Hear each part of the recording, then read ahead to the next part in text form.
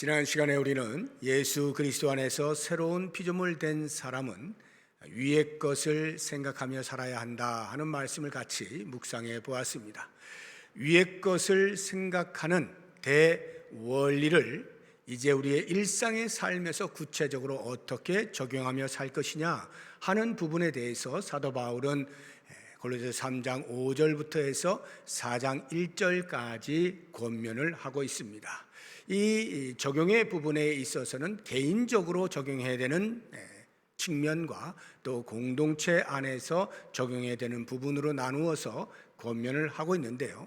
오늘 우리는 개인적인 차원에서 적용해야 되는 부분들, 그 가운데서 특별히 새 사람을 입은 자는 무엇을 버려야 할 것이냐 하는 이 부분에 대해서 같이 묵상을 해보도록 하겠습니다. 이것을 사도 바울은 이렇게 표현하였습니다. 5절을 보시게 되면 그러므로 땅에 있는 지체를 죽이라, 땅에 있는 지체를 죽이라고 표현하고 있습니다. 8절을 보시게 되면 이제는 너희가 이 모든 것을 벗어버리라 하는 말로 표현을 하고 있습니다. 우리가 이렇게 해야 되는 이유를 바울이 두 개의 대조되는 단어를 통해서 선명하게 우리에게 알게 해주는데, 그 하나는 전에라고 하는 단어이고 또 다른 하나는 이제는이라고 하는 단어입니다. 7절을 보시게 되면 너희도 전에 그 가운데 살 때에는 그 가운데서 행하였다 하는 것이고, 8절을 보시게 되면 이제는에서 예수 그리스도를 믿음을 중심으로 해서 그 이전과 이후를 나누어서 이야기를 하고 있습니다. 즉 예수를 알기 이전의 인간의 상태에 어떻게 반응하였느냐라고 하는 전에의 삶과 예수 그리스도를 믿고 나서 어떻게 반응하느냐라고 하는 이제는의 삶의 행태를 대조하여서 우리에게 보여주고 있습니다. 이것은요, 하나님께서도 마찬가지로 우리의 삶에 대하여서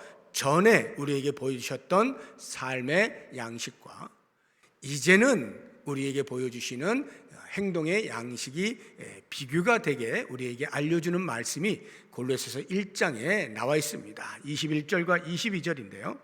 21절을 보시게 되면 전에 악한 행실로 멀리 떠나 마음으로 원수가 되었던 우리의 상태, 즉 하나님께서 이전에는 우리를 당신의 원수로 여기셨다 하는 것이고요.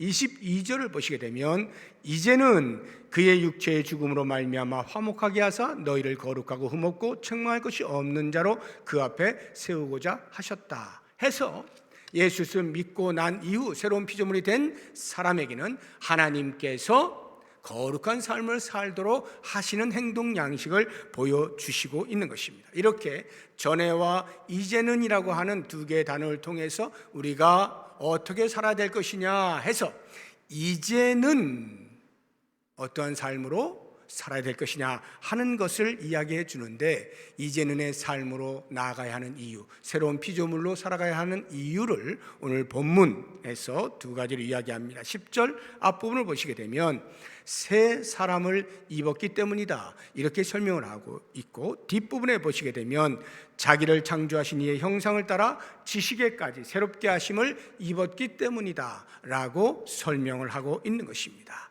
이제는의 삶으로 우리가 나아갈 이유입니다. 그렇기 때문에 이렇게 이제는이라고 하는 새로운 삶을 영위하게 되어진, 획득하게 되어진 근거가 어디 있느냐라고 할 때 그것은 오직 예수 그리스도의 십자가의 은혜다라는 것입니다. 나의 공로나 또는 나로부터의 어떤 자격이 있어서가 아니라 오직 예수 그리스도의 위로부터 오는 구원의 은혜, 십자가에서 우리의 모든 죄를 속량하신 그 은혜로 말미암아 우리가 이제는의 삶을 살게 되었다 하는 것인데, 그래서 그렇게 그리스도 안에서 믿음으로 말미암아서 새로운 피조물 된 모든 자는 그 공동체 안에서 이 사회에 어떠한 사회적 신분이나 지위나 집안의 배경이나 또는 인종이나 민족의 차이가 없는, 차별이 없는 하나됨으로 산다라고 말하고 있는 것이 11절의 말씀입니다. 거기에는 헬라인이나 유대인이나 할레파나 무할레파나 야만인이나 수구디아인이나 종이나 자유인이 차별이 있을 수 없다. 오직 예수 그리스도 안에 있는 믿음으로만 우리는 한 가족된 사람들이다. 이렇게 이야기를 해주고 있습니다. 이제 말씀을 마치고 나면 세례를 받게 됩니다. 여러분들도 이미 거의 대부분의 분들이 세례를 이제 받으신 분들일 텐데, 이 세례라고 하는 것이 무엇입니까? 예수 그리스도 안에서 새 사람 되었음을 공식적으로 고백하고 선포하는 외적인 행위가 세례 아니겠습니까? 그런데 이 세례를 받게 되어지면 곧바로 나의 삶이 거룩하게 되어지느냐, 모든 죄를 다 끊고 바로 성결한 삶을 살 수 있느냐 하면 그렇지 않다는 것을 우리 모두가 쉽게 경험적으로 알 수 있을 것입니다.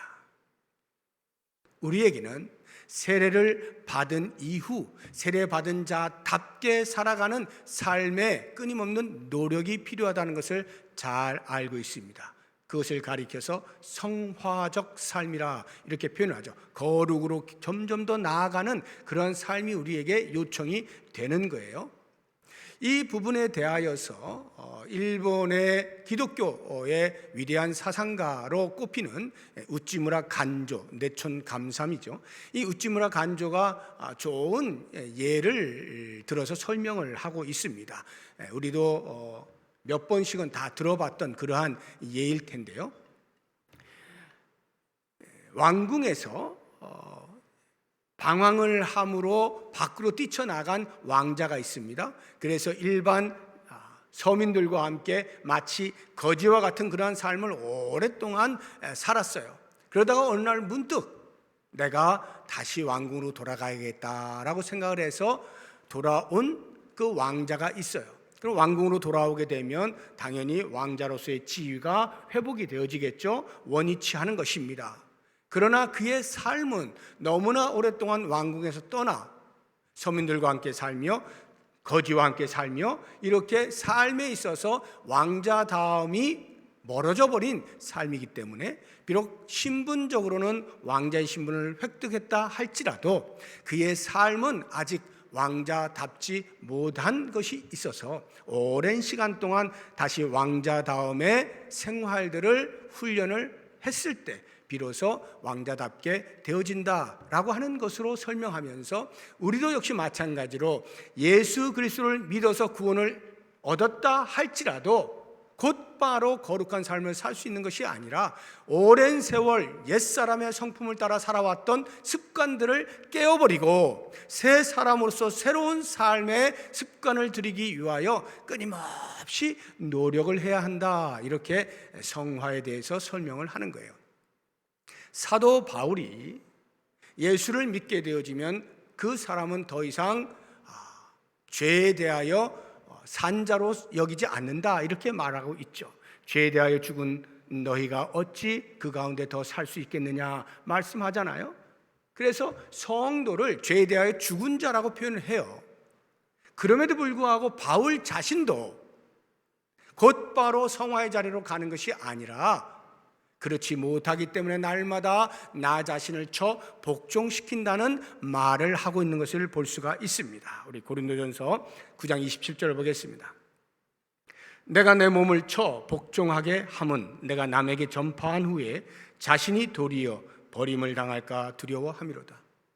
예수 그리스도를 믿고 그 복음의 소식을 방방곡곡에 돌아다니면서 전파를 한 바울이었지만 혹이나 그렇게 열심히 사역을 하다가 나 자신을 제대로 돌아보지 못하여 즉 죄에 노출된 상태로 제 영향을 받고 물들까 날마다 나 자신을 쳐서 복종시키는 일을 한다고 이야기하는 거예요. 끊임없이 삶의 절제를 하고 죄를 멀리하고 벗어버리는 행위가 있을 때에 비로소 거룩으로 나아갈 수 있다는 것을 바울도 이야기를 하고 있는 거예요. 그런 걸 보면 우리의 신앙생활이라고 하는 것, 예수를 믿어 구원을 받은 자들이 신앙생활을 해나갈 때 그 모든 신앙생활은 이런 면에서 볼 때는 죄와의 싸움의 연속이다 이렇게 표현을 해도 틀린 말이 아닐 것입니다. 우리는 끊임없이 죄를 잘라내고 제거하고 땅에 있는 지체를 죽이는, 벗어버리는 이와 같은 싸움을 처절하게 싸우는 연속이 그 신앙생활인 것을 알게 되는 것입니다.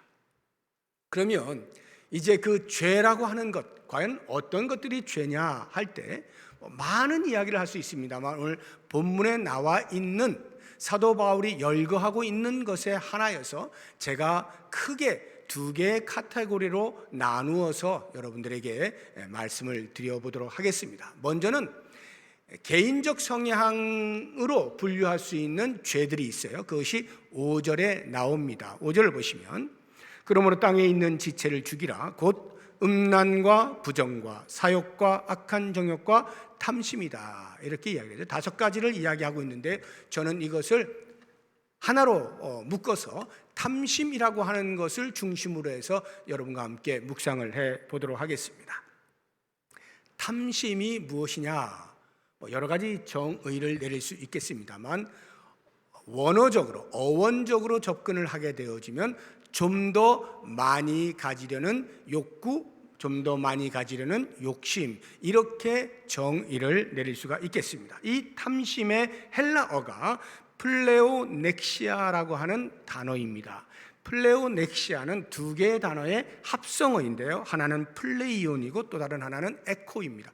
플레이온이라고 하는 것은 더 많이 또는 더 크게라고 하는 비교급의 부사고요, 그 다음에 에코라고 하는 것은 가지다, 소유하다라고 하는 동사입니다. 이 두 개의 단어가 합성되어져서 플레오넥시아라고 하는 단어로 탐심을 쓰고 있는데요, 그렇게 보게 되어지면 더 많이 가지려는 욕심, 욕구라고 정의를 내릴 수가 있을 것입니다. 그러면 이제 우리가 궁금한 것은 좀 더 많이 가지려고 하는 것이 죄냐라고 하는 부분입니다. 그게 뭐가 그렇게 큰 죄인가? 라는 생각을 할 수가 있는 거예요. 탐심, 굉장히 무서운 죄입니다. 아주 무서운 죄예요. 왜 탐심이 무섭냐? 제가 3가지로 말씀을 드릴 텐데, 그 첫 번째가 정직하게 노력을 하여서 더 많이 벌고자 하는 것을 넘어서서 탐심이 들어오게 되어지면 부정한 방법을 동원해서라도, 즉 부도덕하고 부정직하고 불의한 방법을 동원해서라도 조금이라도 더 갖겠다, 소유하겠다라고 하는 생각을 하게 되는 게 탐심이기 때문에 그 탐심이 무서운 거예요.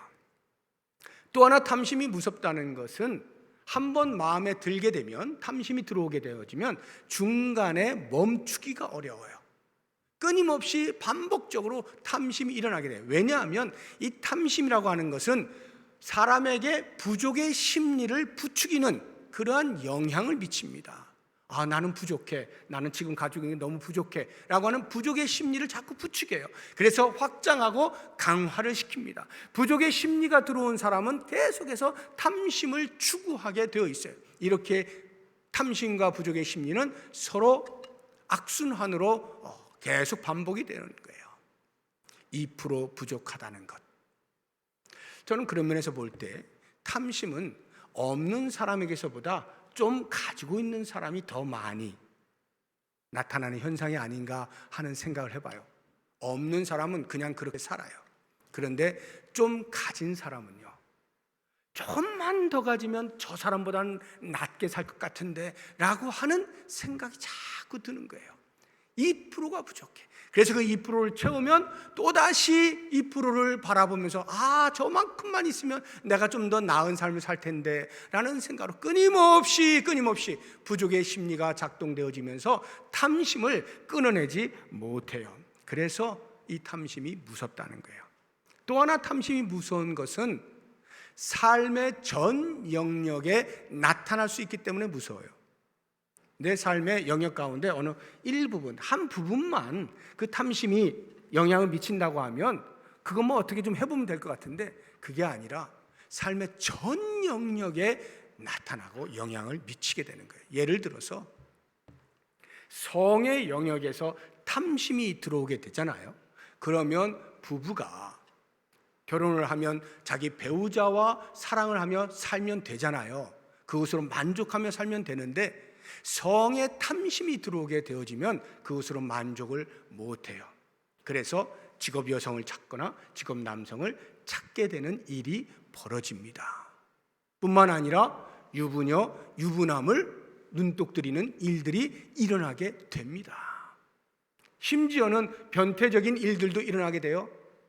한때 우리 사회를 어지럽게 만들었던 원조교제라고 하는 거, 미성년자를 대상으로 해서 성적인 변형되어진 변태적인 그러한 성적 욕구를 채우고자 하는 일들이 이 성의 탐심이 들어오게 되면 일어납니다. 얼마 전에도 크게 사회적 이슈가 되었던 N번방, 이러한 것들이 전부 다 성의 탐심이 들어가서 일어나게 되어지는 현상들 아니겠습니까? 물질의 영역에 탐심이 들어오게 되면 어떻게 될까요? 물질을 조금만 더 가지면 좋겠다라고 하는 이 생각이 비정상적인 부정한 방법으로 얻어지는 이러한 것으로 인하여서, 예를 들면 세금을 정당하게 내지 아니하고 탈세를 통하여서 물질을 소유하려고 한다든지, 아니면 고용인의 경우에 피고용인의 마땅히 주어야 할 임금을 연기한다든가 착취한다든가 조금이라도 덜 줌으로써 내가 좀 더 많이 가지려고 하는 이런 임금 착취의 방법들을 사용하게 되어지는 경우가 있을 수가 있습니다. 나는 가난한데 너는 왜 이렇게 부자야? 해서 부잣집 담을 넘어가는 도둑질을 하게 되어집니다. 회사에서 조금만 내가 다른 사람 몰래 하면 횡령을 얼마든지 할 수 있겠다? 횡령을 합니다. 이게 전부 물질의 탐심이 들어갔을 때 일어나는 현상들입니다. 조금의 노력을 가지고 큰 돈을 만질 수 있는 불법적인 사업들을 하죠. 마약을 유통한다든가 하는 이런 것들 전부 다 물질의 탐심이 들어갔을 때 일어나는 일들이죠. 권력의 영역에서 탐심이 들어가게 되면 어떻게 됩니까? 우리 얼마 전에 대통령 선거 끝났죠. 그 선거 기간 동안에 어땠나요? 우리 국민들의 마음이 부글부글 끓지 않습니까? 왜? 선거를 하기만 하면 나타나는 현상이 네거티브 전략으로 공방하는 거잖아요. 흑색 선전하는 거 아닙니까?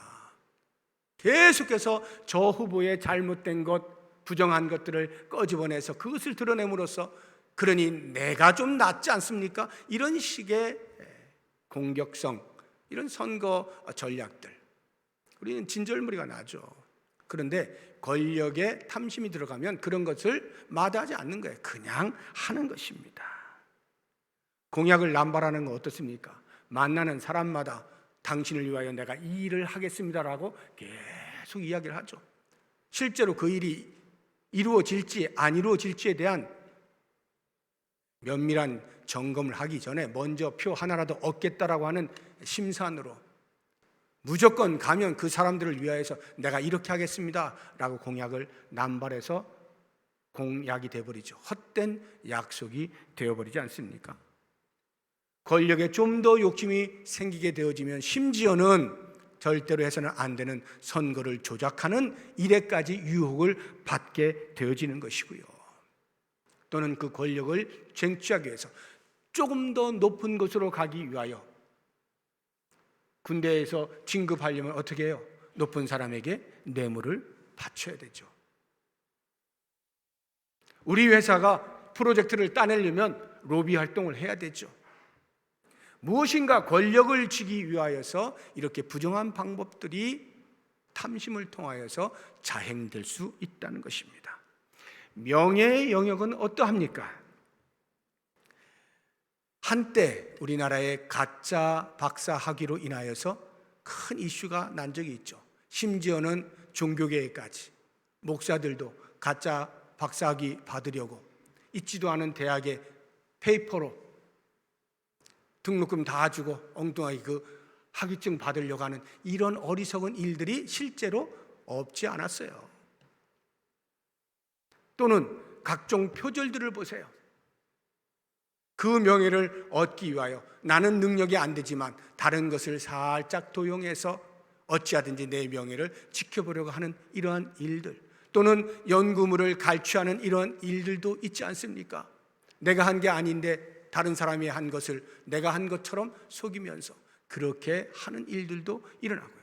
전부 다 명예를 지킴에 있어서 탐심이 들어오게 되면 이러한 부정적인 것들을 막지 않습니다. 스스로 오히려 취해서라도 명예를 획득하려고 하는 어리석음을 보일 수가 있는 것입니다. 이렇게 탐심이라고 하는 것은 우리의 삶의 전 영역에 영향을 미쳐요. 그래서 탐심이 무서운 거예요. 그리고 탐심이 정말 무서운 이유, 그것이 5절 뒷부분에 나옵니다. 탐심이니 탐심은 우상 숭배니라 해서, 탐심은 우상 숭배예요. 우리는 하나님을 섬기는 사람들이에요. 하나님을 섬기는 성도는 하나님께 우리의 시선을 고정합니다. 우리의 마음을 향합니다. 우리의 태도가 하나님을 경외하는 것으로 가득 차야 됩니다. 이게 성도의 마땅한 모습이에요. 그런데 탐심이 들어오게 되어지면 하나님은 뒷전이 되는 거예요. 성의 노예가 됩니다. 물질을 어떻게든지 좀 더 가지려고 애를 씁니다. 권력과 명예에 하나님이 보이지 않는 거예요. 하나님을 소홀히 여깁니다. 그것이 우상 숭배예요. 이 우상 숭배에 깊이 관여가 되어지면 더 이상 하나님과 관계 없는 사람으로 전락이 되는 거예요. 그래서 이 탐심이 그렇게도 무서운 거예요.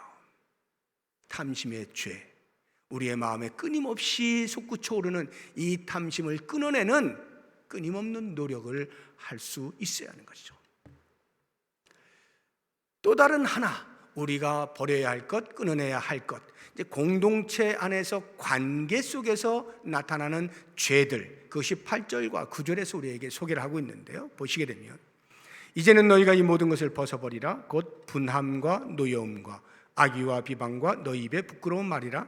너희가 서로 거짓말하지 말라. 옛사람과 그 행위를 벗어버려라. 이렇게 말씀하고 있는데, 여기에 나타나고 있는 분함과 노여움, 분노라고 볼 수가 있을 것이고, 악의와 비방, 다른 사람을 비난하는 것이고요.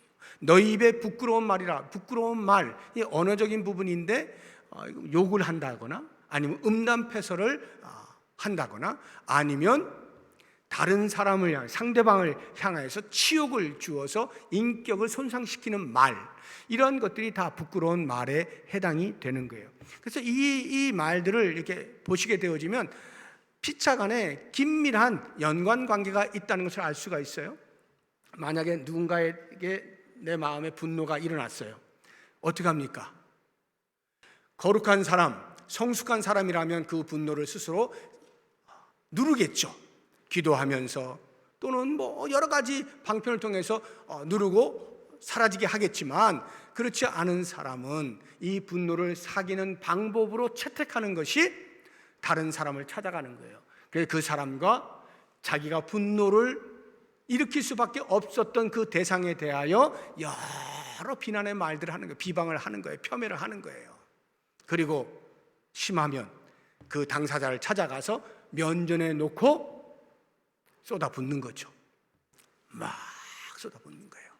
네가 나에게 이럴 수가 있어, 저럴 수가 있어 하면서 온갖 인격적 모독에 해당되어지는 언행들을 하게 되는 거죠.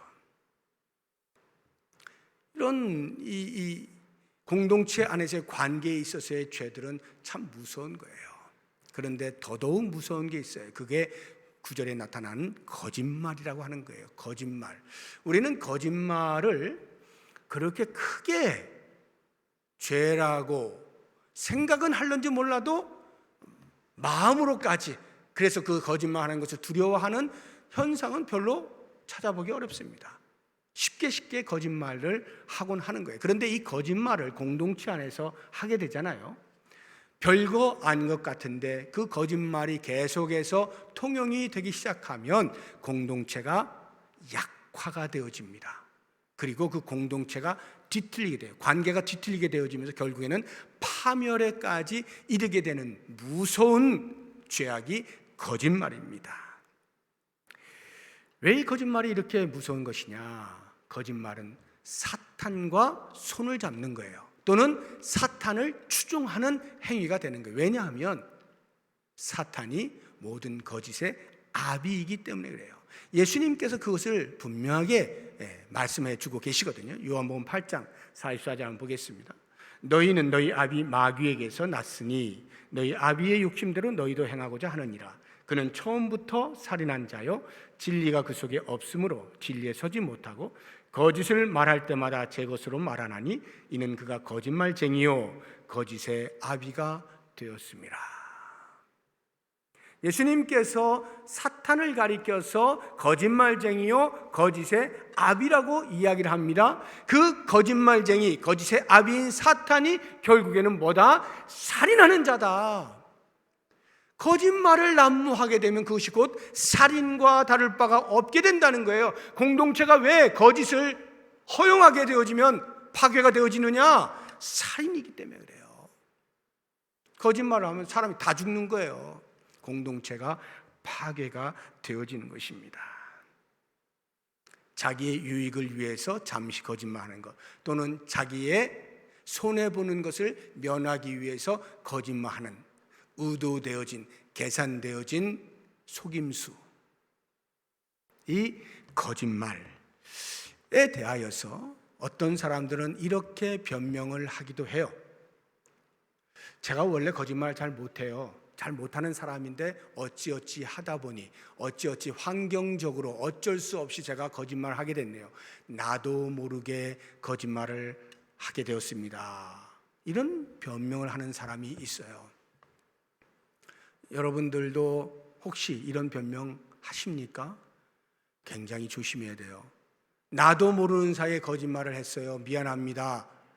나도 모르는 사이에 하는 거짓말이라고 하는 것은 어쩔 수 없이 했다는 뜻이 아니라 나도 모르게 거짓말을 할 만큼 일상적으로 나는 거짓말을 입에 달고 다니는 사람입니다. 이 뜻이에요.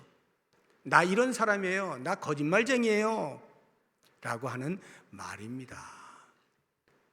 무의식적으로 나타나는 거짓말, 얼마나 많이 했으면 무의식적으로 거짓말 하겠냐고요. 나도 모르게. 여러분 운전을 해보셔서 아시겠는데 초보 운전자는요 앞으로 가야 할 때 생각을 합니다. 지금은 악셀레이터를 밟아야 할 때, 그리고 밟고 갑니다. 앞에 차가 섰어요. 신호등이 빨간불이에요. 아, 서야 되는구나. 의식을 합니다. 그래서 브레이크를 밟습니다. 그런데 1년 지나고 10년 지나고 20년, 30년 오래 운전을 하게 되면 어떻게 됩니까? 저도 그런 사람입니다만은 아무 생각 없이 운전합니다. 무슨 뜻이냐면 무의식적으로 가야 할 때와 서야 할 때를 생각하고 악셀레이터와 브레이크를 밟는 게 아니라 몸이 그냥 반응을 하는 거예요. 아무 생각 없이 그냥 반응해요. 그만큼 오래 습관이 되었다 이 말이에요. 나도 모르게 거짓말을 했어요? 오랜 습관에 의해서 나오는 거예요. 날마다 거짓말을 한다는 말이에요. 그러니까 이건 변명이 될 수가 없는 겁니다. 혹시 우리의 삶에 나도 모르게 툭툭툭툭 튀어나오는 거짓말이 있습니까? 정말 경계해야 돼요. 내가 지금 이런 사람이구나. 내가 지금 여기까지 이 지경에까지 이르렀구나. 경계해야 됩니다. 거짓말은 사람을 죽이는 일이에요. 나를 속이고 상대방을 속이고 심지어는 하나님을 속이는 행위가 거짓말이에요. 아나니아와 삽비라를 보세요.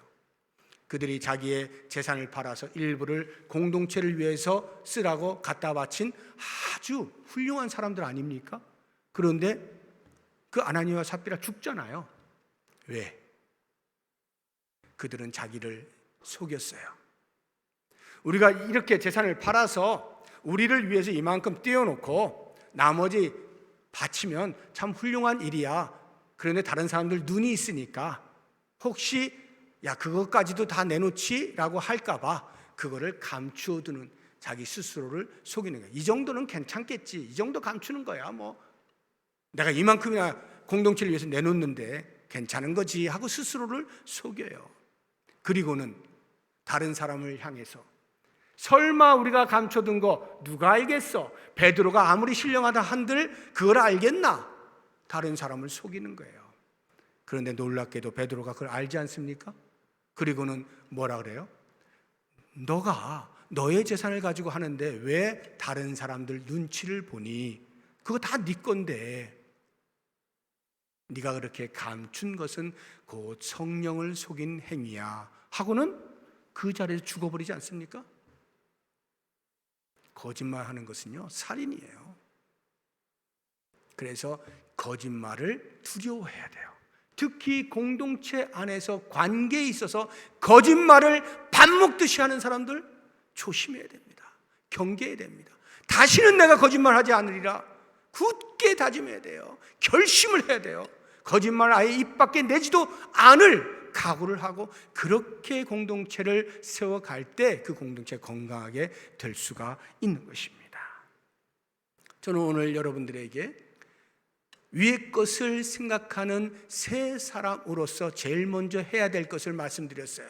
그것은 우리 안에 있는 죄, 우리가 지을 수 있는 죄, 그 죄를 잘라내는 겁니다. 땅에 있는 지체를 죽이는 겁니다. 벗어버리는 것입니다. 우리가 이사를 하게 되어지면 먼저 가구부터 들여놓지 않죠. 제일 먼저 하는 일이 뭡니까? 청소하잖아요. 청소. 깨끗하게 청소하고 그 다음에 가구 놓을 자리에 놓고 이렇게 하는 거 아닙니까? 그리고 한번 이사할 때 처음 청소를 깨끗하게 했다 해서 그 다음부터 청소 안 합니까? 안 하면요 얼마 지나지 않아 다시 더러워집니다. 그래서 날마다 청소를 반복적으로 해야 되겠죠. 우리 집도요, 우리 사택, 단열관 제일 위에 있는 사택, 이 동네가 먼지가 많아요.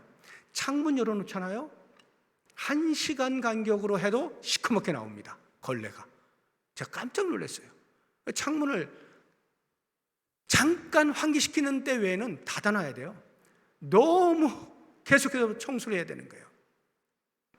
그런데요, 어느 집인들 안 그러겠어요? 반복적으로 청소하지 않으면요 손을 쓱 하면 먼지 구덩이죠. 마찬가지입니다. 우리의 삶이 예수 그리스도로 인하여 구원함을 받았다 하여서 이제 나는 천국 따놨어 하는 것으로 끝난 게 아니에요. 계속 그 더러운 구렁텅이에 뒹굴 것입니까? 아니요. 날마다 집을 청소하듯이 우리의 영혼의 집, 우리의 심령을 깨끗이 하는 거예요. 죄가 침범하지 못하도록, 죄가 잠시 머문다 할지라도 계속 잊지 못하도록 끊임없이 잘라내는 거예요. 벗어버리는 거예요. 던져버리는 거예요. 땅에 있는 지체를 죽이는 거예요. 그렇게 함으로써 우리는 그리스도 안에서 새로운 피조물 된 자의 위의 것을 생각하는 원리를 가지고 살아가는 사람이 될 수가 있는 거예요. 모쪼록 원하기는 우리 모든 성도님들 이렇게 땅에 있는 지체를 죽이는 죄를 끊어내는 끊임없는 작업을 통하여서 마침내는 예수 그리스도에게까지 이르는 거룩의 자리로 나아갈 수 있기를 주의 이름으로 축복합니다. 기도하겠습니다.